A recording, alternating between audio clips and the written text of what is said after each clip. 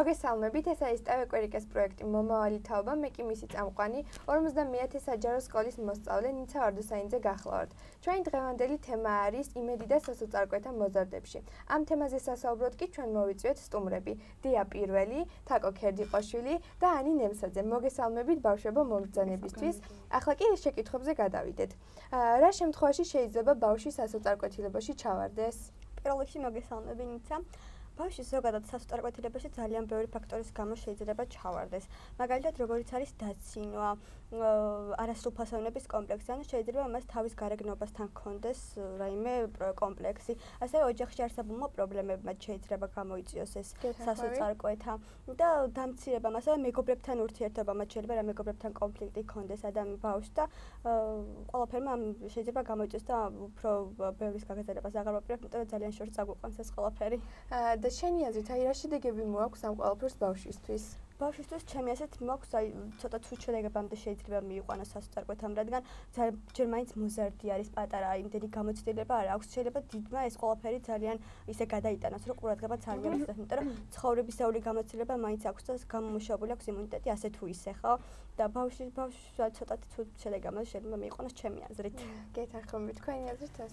ჩემი აზრით სასოწარკვეთილებაში ჩავარდნა თვითონ ძალიან ცხოვრებისეული მოვლენა, როდესაც ბავშვი, რომელიც არის არასრულწლოვანი და აწყდება ცხოვრებისეულს ირთულებს, ის უკვე ვეღარ პოულობს თავისი პრობლემის გამოსავალს, ამიტომ ცდილობს, რომ თავის პრობლემა მოძებნოს ყველაფერში, დაინახოს ყველაფერში და ყველაფერს აბრალებს თავის ზოგადად ტრაგიკულ ვითარებას. ამიტომაც ბავშვი ვარდება სასოწარკვეთილებაში, შეიძლება გადაიხაროს სხვა მიმართულებით წავიდეს შემდეგ და შეიძლება ამ ყველაფერს სრულიად სხვა შედეგები მოყვეს. ამიტომაც სასოწარკვეთილებაში ჩავარდნას ჩემი აზრით უფრო საკმაოდ რთული შედეგები მოაქვს და შეიძლება თვით ლიკვიდაციაც გამოიწვიოს. გეთანხმები, თქვენი აზრით?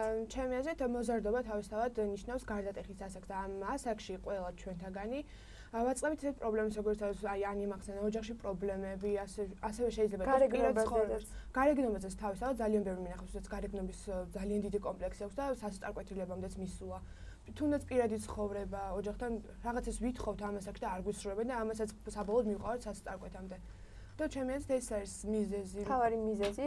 თავარი მიზეზი, დიახ, ჩემი აზრით ეს არის ოჯახში პრობლემა, მაგრამ მაინც ძირითადად ჩემი აზრით ოჯახიდან მოდის ყველაფერი. ოჯახში თუ გაქვს ისეთი ვითარება, რომ არ მიაქცევთ თქვა რაღაც სხვა პრობლემებს, ჩემი აზრით.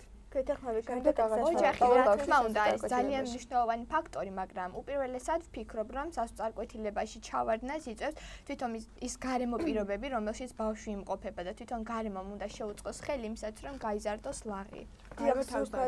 გარდატეხის ასაკი ყოველთვის რთული არის, ბავშვი ყოველთვის რაღაცა მძაფრად აღიქვამს ყველაფერს და ამიტომაც ყველაფერზე ღიზიანდება, ყველაფერი აწუხებს, ყველაფერს ცდილობს, რომ პრობლემები ეძებოს და ხელი შეწყობა სჭირდება 100%. ბავშვებო, გქონიათ თუ არა ისეთი შემთხვევა, თქვენ თვითონ ჩავარდნიხართ სასოწარკვეთილებაში? არა, ზოგადად ახლა სასოწარკვეთილება ძალიან სულ სხვა რაღაცა არის. სასოწარკვეთილებაში ნამდვილად არ ჩავარდნილ ვარ არასდროს. მე არ მახსოვს, რომ სასოწარკვეთილებაში ჩავარდნილიყავი, ალბათ მაქვს რაღაც თვითშეგნება რაღაც დონეზე, რომ საკუთარი თავი პრობლემებიდან გამოვიყვანო. ხო, პირველ რიგში საკუთარი თავის იმედი უნდა გქონდეს ამ დროს. რა თქმა უნდა, საკუთარი თავი დაიყვანო ადამიანი უნდა იყო, რომ ეცადო, რომ ყოველთვის ისე გადაჭრა პრობლემა და ისეთი კუთხით წაიყვანო და მოაგვარო, რომ შესაბამისად შენთვის ხელსაყრელი იყოს. ვეთანხმები მოგონებს, ანუ ყოფილი რაღაც პრობლემები, სადაც მგონებია, რომ თქვათ შეიძლება გამოვივალე, მაგრამ საკუთარ თავში რომ პოულობ ყველა იმას გამოსავალს, მე შემდეგ გადააგორებ თავისუფლად. თავი იპოვო ის როგორ გამოხვიდე და საკუთარ თავში ძალავდა დაიპოვო ბავშვებო. როგორი ადამიანები უფრო ადვილად გამოდიან აი ესეთი მდგომარეობიდან? ჩემი აზრით აი სუსტი ადამიანები გამოდიან? როგორი ადამიანები უფრო ადვილად გამოდის ესეთი მდგომარეობიდან? ჩემი ძლიერი ადამიანი უფრო ადვილად გამოდის ან ძლიერი ფსიქიკის მქონე ადამიანი, რომელსაც უფრო სხვა რაღაცაზე გადააქვს ყურადღება და ყველაფერს აღიქვამს, რომ უკვე აღარ აქცევს ეს რაღაცა. ან ბავშვებო, თქვენ ძლიერი ადამიანები ხართ, რადგან როგორც წინათ ახსენეთ, უფრო ადვილად გამოდიხართ ესეთი მდგომარეობიდან. შეიძლება ესეც ითქვას, მინდა ლაპარაკი ყოველთვისნელია.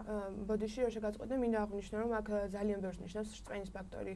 თუნდაც მათ საკუთარი წმენის რწმენა, საკუთარი თავის რწმენა და ასევე უფლის რწმენა, რომ ყველაფერი კარგად იქნება და ყველაფერი გამოსწორებადია, ყველაფერი. უფლის იმედი უნდა გქონდეს საკუთარი თავის და ასევე მშობლების იმედიც უნდა გქონდეს, რომლებიც იმედია ყველასთან. იმდენად რთული პრობლემაა თვითონ სასოწარკვეთა, რომ სჭირდება ძალიან ძლიერი სულის ადამიანი, რომ გადალახოს ეს პრობლემა საკუთარ თავში, პოვოს გარკვეული ძალა, რომ არ დანებდეს და წინსვლა განაგრძოს. ზოგადად ცხოვრება ისეთია, რომ ტალღისებურია, ხან აგახეთქებს ტალღებივით, ხან დაგახეთქებს. ანუ უნდა ეცადო, რომ და იცოდე ისიც, რომ რაც უფრო მაღლა ახვალ, შეიძლება უფრო დაბლა ჩამოვარდე.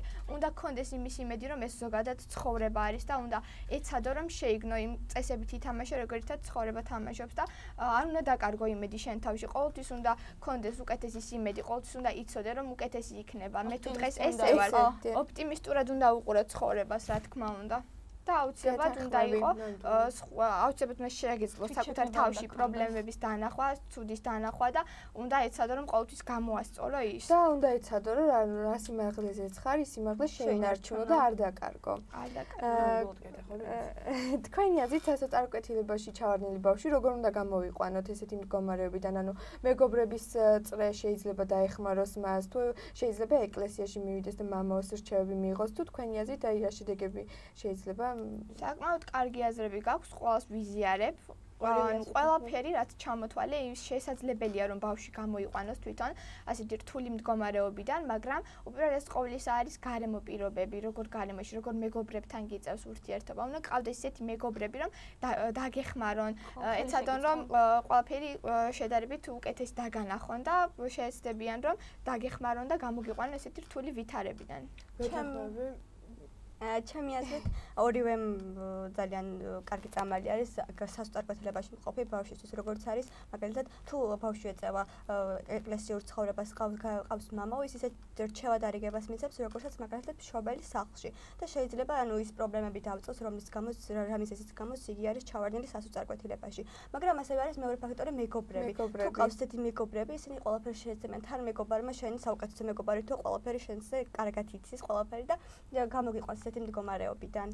ჩემი აზრით მეგობრების ფაქტორი ძალიან დიდ როლს თამაშობს, იმიტომ რომ მეგობარმა შენ შესახებ ყველაფერი იცის და იცის რა კუთხით უნდა გამოგიყვანოს ესეთი მდგომარეობა. ძალიან ბევრჯერ მქონია ესეთი შემთხვევა და გამოვიყვანივარ ჩემს საუკეთესო მეგობარს, რომ ეკლესია ისეთი ადგილია, სადაც მიდიხარ, მშვიდად ხარ უბრალოდ და შენ ყველანაირ პრობლემას ივიწყებ და ცდილობ რომ გადალახო შეიძლება შენი პრობლემები მამაოს გაუზიარო და მოგცეს რჩევა-დარიგება თუ როგორ გამოიქცე. ყველა ფაქტორს სხვადასხვა დოზით აქვს დიდი მნიშვნელობა.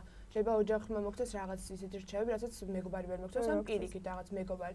არის ისეთი შემთხვევა, რასაც ოჯახმა იცის ამ პრობლემის შესახებ და მეგობარმა არა, ან მეგობარმა იცის. ამ შემთხვევაში მეგობარი გაცილებით უკეთეს რჩევებს გვაძლევს და უფრო გვეხმარება ამ თუ იმ სიტუაციიდან გამოსვლაში. არის მამაო მაგალითად, ჩვენი ყველაზე სულიერი მამაა, ხო?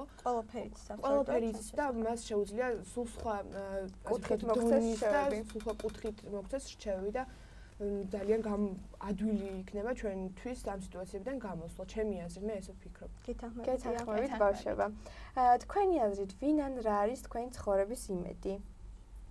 ჩემი აზრით, ჩემი ცხოვრების იმედი ესეთ ძნელია რა თქმა უნდა, საკუთარი თავის იმედი უნდა გქონდეს პირველ რიგში. პირველ რიგში გეთანხმები კი. უნდა გქონდეს რწმენი თუ დაიცხარო, ასევე მაგალითად მე მაქვს ძალიან როგორც მეგობრების იმედი, ანუ საუკეთესო მეგობრების, რომელიც ძალიან მიყვარს და ძალიან ვაფასებ, ამასთან ერთად პირველ რიგში მშობლების იმედიც.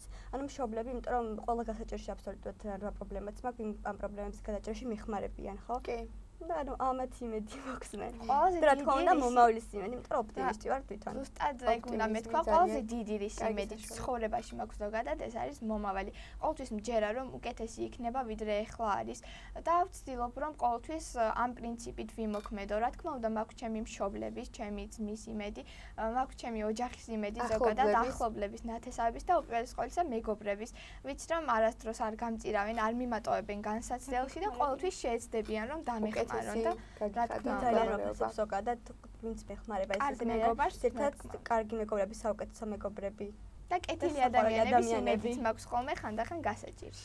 მე ცხოვრებაში მაქვს იმის იმედი, ვინც ამ თუ გასაჭირს ისე გაიზიარებს, როგორც ეს თქვათ მე მткиვა, მე მაწუხებს ეს გასაჭირი. ეს არის რა თქმა უნდა პირველ რიგში ოჯახი, იმიტომ რომ ძალიან ბევრი რაღაც ასე ვთქვათ განსაცდელი ერთად გადაგვაქვს და ეს ძალიან ჩემი ოჯახის იმედი პირველ რიგში მაქვს. შემდეგ მეგობრები, რომლებიც როგორც ახსენეს ბავშვებმა, ის ზუსტად ვიცი რომ არასდროს გასაჭირში არ დამტოვებენ მარტო. ახლობლების და არ ვიცი, პირველ რიგში აუცილებლად მაქვს ღმერთის იმედი და ყოველთვის პირველ რიგში მივდივარ ღმერთთან. უკაცრავად, რომ ვიცი რომ დამეხმარება აუცილებლად და ამის იმედი მაქვს პირველ რიგში. შეიძლება სხვა რაღაცა ასე ვთქვათ გამოვტყუნოს და ვერ დამეხმაროს და ვიცი რომ ყოველთვის შემგვერდით იქნება უფალი. სულიერად უფრო იქნება. ანუ ზოგადად ვფიქრობ რომ როდესაც ღმერთს რაღაცა შესთხოვ და არ გისრულდება ან გისრულდება, ვფიქრობ რომ ყოველთვის ღმერთი ისე აგვარებს ვითარებას და ისე აკეთებს აბალანსებს რომ როგორც ჩვენთვის არის უკეთესი და როგორც ჩვენთვის არის საჭირო და შემდეგ ვეუბნები ხოლმე მადლობა ღმერთო როგორც არის ყველაფერი, იმიტომ რომ უკეთესად ალბათ არ შეიძლებოდა. ვერთ ყოველთვის ადამიანის გვერდით დგას აბსოლუტურად. გვერდით დგას და ყოველთვის ისე აკეთებს ყველაფერს როგორც მისთვის არის უკეთესი. გეთანხმებით ბავშვებო. თქვენ იქონიათ თუ არა იმედგაცრუება ცხოვრებაში? იმედგაცრუება მით უმეტეს ამასაკში ხო? როგორც ვახსენე, გარდატეხის ძალიან ხშირია, იმიტომ გარდატეხის ასაკი გვაქვს. თუნდაც იმედგაცრუება თვლით ჩვენ იმას, რომ მშობლებს რაღაცას რომ ვთხოვთ ან მოვითხოვთ, რაღაცაზე უარს გვეუბნებიან. ეს ჩვენთვის ძალიან დიდი იმედგაცრუებაა და ეს რაღაცად მიგვაჩნია. მაგრამ შეიძლება ის უარი თვითონ ბავშვისთვის იყოს ასიკეთო. რა თქმა უნდა, ეგ არის და ჩვენ ეს მიგვაჩნია, რომ რატო და რას ქვია უარი გვითხრა და ასე შემდეგ. ეს ჩვენ ძალიან დიდი იმედგაცრუებად მიგვაჩნია. ეს ოჯახის ფაქტორი. ასევე მეგობრებში ძალიან ხშირია, რომ ვიღაცა გონია მეგობარი და იმედგაცრუება ეს არის, რომ არ აღმოჩნდება ისეთი, როგორც გეგონა, როგორც გინდოდა რომ ყოფილიყო, არა დადგა შენს გვერდით რაღაცა მოიტყვა და ასე შემდეგ. ეს თვლი რომ ძალიან მნიშვნელოვანია და ძალიან ასე ვთქვათ მორალურ დარტყმას გვაყენებს ჩვენ ჩემი მეგობრებთან დაკავშირებით იმედგაცრუება. არ ვიცი. მეც დაგეთანხმებიდია, მეც ეგონდა მეთქვა ზუსტად, რომ იმედგაცრუება მეც მქონია ხა რა თქმა უნდა პატარა ძირთად და ცოტა პატარა ასაკში, აი ყოველი ესეთი მეგობარი, რომელთანაც ძალიან კარგად ყოფილვარ და მე რაღაც იმედგაცრუება მქონია იმის გამო, რომ ისეთი არ აღმოჩენილა ის ადამიანი, როგორიც მეგონა და უკვე აღარ ვართ ხო ერთად. ძალიან ხშირია სხვადასხვა ამ ბოლდოს. ხო, ძირთად გარდატეხის ასაკში ეს ყველაფერს ისე აღიქვამ და ეხლა რაღაცა მეგობა. ძირთად აი კიდე ყოფილა ესეთი შემთხვევა, როდესაც რაღაც ელი ესეთ თელესწულით და გულით რაღაც რამოდენიმე თვეან დღე და ბოლოს აღმოჩნდება ისე რომ ისე აღარ არის და ისე აღარ იმედგაცრუება ჩვენს ასაკში იმდენად ხშირია რომ აღარც უნდა გვიკვირდეს რომ მოდესღაც იმედი გაგვიცრუდეს ან გვიცრუდებოდა. იმედგაცრუება ბავშვობიდან საკმაოდ ხშირია. აი თუნდაც მაგალითად ავიღოთ ის რომ რაღაც სათამაშო მოგწონს რომელიც ძალიან ძვირია და მშობელს არ აქვს საშუალება რომ გიყიდოს. რა თქმა უნდა იმედი გიცრუდება, მაგრამ აქ უკვე რწმენასაც აქვს ძალიან დიდი მნიშვნელობა რომ ოდესღაც შენ შეძლებ რომ გქონდეს ისეთი ყველაფერი როგორც გინდოდა. იმედგაცრუება კიდევ სხვა ფაქტორებშიც გამოიხატება, როგორც არის მეგობრები მაგალითად. ხანდახან არის ხოლმე რომ ისე ვერ გაართმევენ მეგობრობას თავს, როგორც საჭირო და შენ უკვე რჩები იმედგაცრუებული და მოტყუებული. ესეც ანგრევს ადამიანის ფსიქიკას. მაგრამ უნდა იცოდე რომ ესე იყო ალბათ საჭირო, მაგრამ იმედგაცრუება უბრალოდ ადამიანის ფსიქიკას აყალიბებს და თვითონ ადამიანს უწყობს ხელს რომ ჩამოყალიბდეს, გაიგოს რა არის კარგი, რა არის ცუდი და განვითარებას უწყობს ზოგადად ხელს. გეთანხმებით ბავშვებო. თქვენ თუ გქონიათ ბავშვებო ისეთი შემთხვევა, თუ იცნობთ ვინმე ისეთ ადამიანს, რომელმაც იმედგაცრუების შედეგად წარმატებას მიაღწია და ფარხმალი არ დაყარა? ასეთი ადამიანები ზოგადად მსოფლიოში ძალიან ბევრია. ბევრი ცნობილი ადამიანი გამიგია, ვინაც გაიარა ძალიან მძიმე ბავშვობა, იმედგაცრუებით სავსე ცხოვრება, მაგრამ ეს გახდა იმის საწინდარი, რომ მიეღწია ცხოვრებაში წარმატებისაც. მაგალითად ავიღოთ კოკო შანელი, რომელსაც ჰქონდა ძალიან მძიმე ბავშვობა. აი პირდაპირ ოჯახური ვითარება იმდენად მძიმე იყო მისთვის და იმდენად რთული ცხოვრება გაიარა, მაგრამ ამ სირთულეების მიუხედავად მან შეძლო რომ დაეძლია ეს ყველაფერი და არ დაყარა ფარხმალი, შეეცადა რომ გაიგრძელებინა წინსვლა ისეთი კურსით, რომ თავისი ცხოვრება თვითონვე შეექმნა, გამოიგონა საკუთარი სახელი, ყველაფერი გამოიგონა, რაც კი შეეძლო და შექმნა ისეთი სამყარო, რომელიც მისთვის მისაღები იყო და ასე იმედგაცრუებას სწორედ უპასუხა იმ პროგრესით, რომელიც მან განახორციელა და მსოფლიოში ერთ-ერთი საუკეთესო ადამიანად არსებობს. რა თქმა უნდა. და ძალიან ბევრი ადამიანია ზოგადად ესეთი. მართლა ძალიან ბევრია, ვისაც საზოგადოებისთვის ცნობილი მსოფლიოში, რომელმაც როგორც აღნიშნა, ჩაგდებების ცხოვრებაში ჩაგდებების მიუხედავად, იმედგაცრუებების და სასწრაფოების მიუხედავად ამოკაჩა, არ დანებდა და ძალიან დიდ წარმატებას მიაღწია, როგორც სტიმული იყო მათთვის იმედგაცრუება და უფრო მეტის მიაღწია, უფრო მეტის არა მარტო მათთვის, სხვა შორის ეს რომ ამის შემდეგ მათ მაინც მიაღწიეს წარმატება, სხვა დანარჩენ ჩვეულებრივი მოქალაქეებისთვისაც ძალიან დიდ სტიმულს ნიშნავს. ან რადგან მან შეძლო, მე რატო ვერ უნდა შევძლო და ამ აი ეს ფიქრი ხშირად საწარკვეთის დროს ალბათ დაგვეხმარება ყველას, რომ მან მიიღწევ, მეც შევძრებ აქედან გამოვძრები.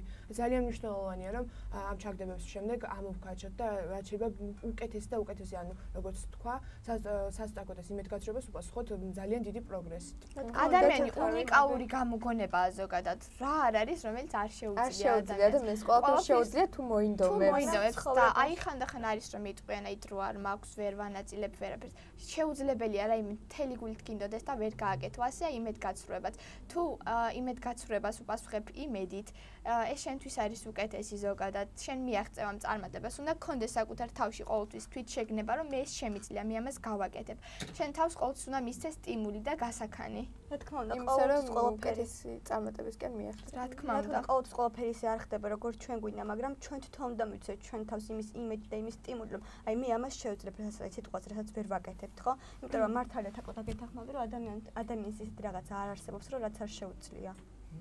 ბავშვობა, აი თქვენ თუ იცნობთ ისეთ ადამიანებს, რომლებიც იმედგაცრუების შემდეგ დანებდნენ და ვერაფერს ვერ მიაღწიეს ცხოვრებაში. სამწუხაროდ ასეთები არსებობენ. საკმაოდ ბევრია შეიძლება ითქვას. რომელსაც ვერ იპოვეს საკუთარ თავში გამოსავალი, ვერ ნახეს ვინ შეიძლება დახმარებოდა.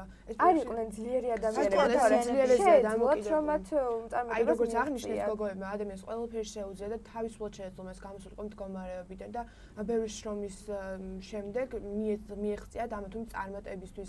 ანუ წარმატებას თუ ვერ მიაღწევენ, მდგომარეობიდან გამოსულიყო უბრალოდ და ის ჟინი ქონოდა და ბრძოლისთვის მომავლისკენ სწრაფვისთვის და ეს შემდეგ ესეთები ძალიან ბევრი არიან და მეც მყავს რამდენიმე ახლობელი, ვინც საწარკვეთის შედეგად დანებდა და მე პირადად ჩემ პირადი გამოსალებიდან ესეთი ადამიანს არ ვიცნობ, მაგრამ ძალიან ბევრჯერ გამიგია, რომ ესეთი ან ყველაფერთვის თავი დაუნებებიათ და აღარ ქონდათ იმის იმედი, რომ სიტყვაზე ამ რაღაცას შეძლებდნენ და დანებდნენ ასე ერთი სკოლის მაგალითი ავიღოთ თუნდაც. აი ბავშვების უმრავლესობა ფიქრობს, რომ აი მე არ შემიძლია ვერ ვისწავლი, ვერაფერს ვერ მივაღწევ და უკვე დაგვიანებული არასდროს არ არის სწავლა დაგვიანებული, არაფერი არ არის გვიანი. როდესაც გინდა რაღაცის კეთება, არასდროს არ არის გვიანი. ყოველთვის უნდა ეცადო, რომ ყველაფერი შენი შეადგინო ისე, რომ შენი მომავალი წარმართო ისე, როგორც გინდა და ყველაფერი გქონდეს იმისათვის, რომ შეიქმნა ხელსაყრელი პირობები საცხოვრებლად და ზოგადად არსებობისათვის. ამის ძალიან დიდი ფაქტორია იმედი და რწმენა, რომ შეგიძლია. მგონი ახსენეს ეს გოგოება, აი ძალიან მნიშვნელოვანია, რომ აი საკუთარ თავი დაარწმუნო, რომ შენ შეგიძლია და აუცილებლად გამოგევა და ამის შემდეგ მე ვთვლი, რომ ყველაფერი აღარაფერი აღარ არის უკვე შეუძლებელი, ადამიანი ნებისმიერ რაღაცას მიაღწევს. თუ იპოვა საკუთარ თავში რწმენა, საკუთარი თავის არ უნდა დაიჭგუნო თავი არა. წარმატებას ისე ვერასდროს ვერ მიაღწევ, თუ რამოდენიმეჯერ მარცხი არ განიცადე. არასდროს არ უნდა შედეგო, რომ მე დავმარცხდი და მორჩა და გათავდა, ვეღარაფერს ვერ მივაღწევ ცხოვრებაში. პირიქით, ერთი განსაცდელი მოგეცა და მეორე პრობლემას უკეთესად გადალახავ. ყოველთვის ამ პრინციპით უნდა იმოქმედო. და ყველა ადამიანი თავის შეცდომებზე სწავლობს და ანუ ჩვენც უნდა ვისწავლოთ შეცდომებზე, ხოლო ბრძენი სწავლობს სხვის შეცდომებზე, ამიტომ ჩვენ უნდა გავითვალისწინოთ ჩვენი შეცდომები, რომ მომავალში მე ეს შეცდომები აღარ დავუშვათ. ბრძენები ყოფილიყავი და სხვის შეცდომებზე გვესწავლა. კი, თქმა უნდა. ჩვენი გადაცემა დასასრულს მივახლოვდა. გმადლობთ ბავშვებო მობრძანებისთვის. ნახვამდის.